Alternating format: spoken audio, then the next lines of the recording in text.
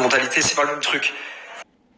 Et qu'on le veuille ou non, quand tu es dans un groupe de 12 personnes, il y a des gens qui viennent pour l'humanitaire et il y a toujours des gens qui viennent un peu parce que c'est sympa. Ils se retrouvent dans une villa, on part à Marrakech, c'est cool. Et on va pas là pour les mêmes vraies raisons. Moi, je viens ici pour me buter. Vous m'avez déjà vu dans mes voyages humanitaires, je me bute. Je perds du poids, je vais vraiment dans le truc, je vais dans le dur. Et ici, dans un groupe, il y en a toujours des qui sont un peu plus relax, qui vont leur préoccupation, c'est qu'est-ce qu'on va manger ce soir, à quelle heure on rentre, j'espère qu'on va pas faire trop de route, je suis un peu fatigué, est-ce qu'il y a une nanny pour nous faire à manger, est-ce que quelqu'un fait le ménage, c'est des trucs. T'as vu, comme je le répète tout le temps, moi je suis pas en vacances, j'habite à Dubaï, c'est les vacances à l'année, je suis déjà venu à Marrakech, j'étais juste en vacances à Marrakech, je suis venu ici pour faire de l'humanitaire. C'est-à-dire que moi j'arrive dans une mentalité qui est très dure et très il faut faire. C'est-à-dire que pas tout le monde, on se comprend pas tous. On se comprend pas tous et comme je vous l'ai dit, on a d'autres comportements, on a des caractères différents et tout ça. Et vu qu'on se connaît pas, c'est compliqué. Après voilà, je vais pas rentrer dans les détails parce que je créerais du tort à l'association, clair et net. Si je parle vraiment, je vais créer du tort à l'association et je veux pas parce que c'est une très belle association malgré tout. Il y a Gwen qui est à la tête de cette association. Gwen qui est une femme, vous l'avez vu de toute façon au Sénégal, vous l'avez vu tous les voyages humanitaires, je suis parti avec elle. J'ai jamais fait un seul voyage humanitaire sans elle. C'est mon bras droit, son pied, mon pied. Là, elle est en France, elle est triste de la situation qui s'est passée. On va pas en rajouter de couches. On va pas, voilà. On va dire en gros qu'on a des comportements différents, ça s'est mal passé, dommage. Il y a eu ce qui s'est passé, c'est triste, mais c'est la réalité. Après voilà, on n'a pas voulu s'exprimer pour pas salir l'association, pour pas parler de ça, parce que ça reste quelque chose de sale malgré tout. Là, tout le monde est parti en France. C'est comme un exemple tout bête. Quand j'ai su que le Maroc était bloqué, encore un 6e signe, le Maroc était bloqué, on devait rentrer en France. Et moi, j'ai dit non, je reste. J'ai dit que je ferais 10 jours de voyage humanitaire, j'en ferai 10. Même si après, je dois rester bloqué 2 mois ici, je ferai mon voyage humanitaire. Je veux pas partir. Il a fallu qu'on me casse le nez pour que, au final, je dise bon, il faut que je rentre. C'est peut-être le signe de trop. Tu vois, j'en ai eu des signes, comme je vous l'ai répété juste avant, il y a eu beaucoup de signes.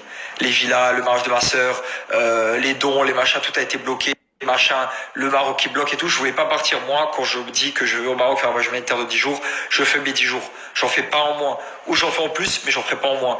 Et du coup, même quand j'ai su que le Maroc était bloqué, je me suis dit, c'est pas grave, on reste. Il a fallu vraiment qu'on me casse le nez, qu'il se passe ce qui s'est passé pour que je décide de rentrer.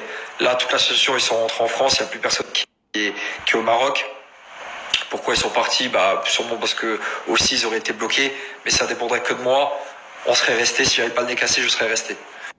Je serais resté alors que dans quelques jours, je commence les travaux de la maison de ma mère, alors que j'ai beaucoup de trucs à faire à Paris. Ça fait 4 mois que je suis pas rentré chez moi à Dubaï, il faut le dire quand même, j'ai 27 ans, j'ai pas 20 ans. Ça fait 4 mois que je suis pas rentré chez moi à Dubaï, que je travaille non-stop, que ça soit... je suis parti en tournage, j'ai que enchaîné tout ce que j'ai fait là auparavant, j'enchaîne. Je suis pas rentré chez moi. Je dors chez un pote, je dors chez ma mère. C'est pas chez moi, je suis pas chez moi. Je fais plus trop de sport parce que j'ai pas l'occasion alors que je suis un acharné de sport.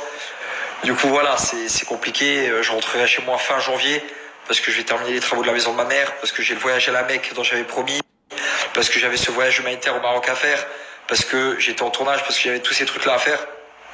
Du coup voilà, bientôt le prochain truc c'est les travaux de ma mère, ensuite c'est le voyage à la Mecque, et dans 9 jours j'enlève ce pansement, vous inquiétez pas, il n'y a rien, c'est un détail, de toute façon on va commencer bientôt on commence les entraînements de boxe, bientôt sûrement il y aura voilà, on en parlera plus tard, mais c'est pas très grave, ouais vraiment ça a l'air impressionnant comme ça, mais en vrai c'est parce que j'ai le nez bouché que je parle bizarre et que j'ai un pansement sur le visage, mais en vrai il n'y a rien.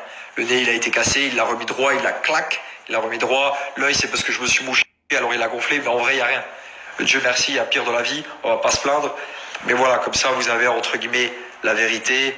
N'en faites pas un drama, parce que derrière cette association, comme je vous l'ai dit, il y a une femme qui est vraiment, vraiment incroyable. Je donnerai ma vie à cette femme clairement. Du coup voilà, on va rester en parler, vous avez la vérité, vous avez la vraie version. Après, les buzzers, ouais, les blogueurs qui buzzent à l'année et qui essayent de gratter sous notre dos, il y en aura tout le temps. Des faux articles et tout ça, c'est pas très grave. À la base, si on aurait pu laisser le truc, un morceau de bois m'est tombé sur le visage, ça aurait arrangé tout le monde, moi et l'association. Voilà, dernier détail que j'ai envie de dire. Je pense que durant tous mes voyages humanitaires que j'ai fait, il s'est toujours passé des trucs un peu bizarres, un peu chelous, parce que j'étais pas au contrôle et parce que je partais avec des gens que je connaissais pas.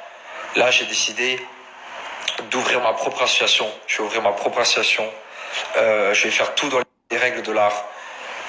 On va ouvrir une vraie cagnotte qui sera carrée, qui aura un juridique derrière, où il y aura un avocat derrière, où on va choisir les pays les plus démunis, comme le Madagascar, le Yémen, des pays vraiment forts. Je vais moi créer l'équipe, des gens qui veulent vraiment faire de l'humanitaire, qui ont la rage de ça, qui ont besoin d'aider autrui. Je vais vraiment créer un vrai truc, ça va mettre du temps parce que je vais faire les choses carrées et bien, parce que c'est important de le faire. Et je pense qu'avec l'expérience que j'ai et surtout l'envie que j'ai, je peux le faire et du coup c'est une question de temps pour que j'ouvre ma propre association.